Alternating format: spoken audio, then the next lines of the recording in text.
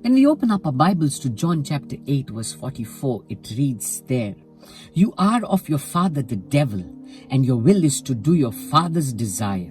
He was a murderer from the beginning and has nothing to do with the truth, because there is no truth in him.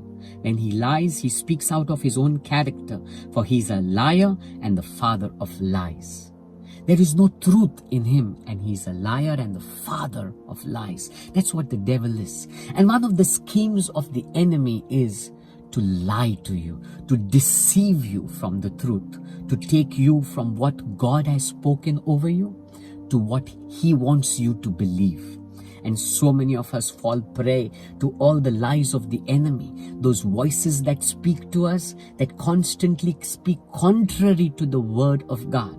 So many of us believe it and are living defeated lives. Look at Eve. When we open to Genesis chapter 3 and read, we see there in verse 5, the enemy is now telling her, "For God knows that when you eat of it, your eyes will be opened and you will be like God, knowing good and evil." Here, the enemy is telling Eve, you will be like God. But when you open to Genesis chapter 1 and read verse 26, see what it says there. "Then God said, let us make man in our image, after our likeness." What does that tell us? It tells us that when God made man, he made man in his image and his likeness. And yet when the enemy went and spoke to Eve, what do we see there? He's putting doubt into Eve and saying, "Come on, you are not like God, but when you eat this fruit, you will be made like God." Come on, he's telling Eve a lie, and Eve believed it, and everything shifted, everything changed. We begin to see mankind moving into failure and defeat. Everything was messed up just because Eve believed the lies of the enemy. I want to tell you, you believe the lies of the enemy, you will experience defeat.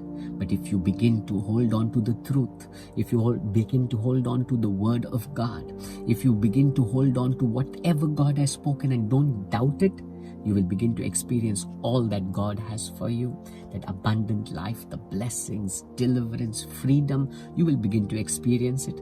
But if you begin to believe the lies of the enemy, what are the lies of the enemy? You see, we all get thoughts, right? We all get imaginations, thoughts of jealousy, pride, bitterness. We begin to think things that are negative, begin to think things contrary to faith, begin to think things contrary to what God has spoken over us. Come on. We need to be people who discern every deception of the enemy, cut it off, and hold on to the word of God. If Eve had just held on to what God had spoken, things would have been different.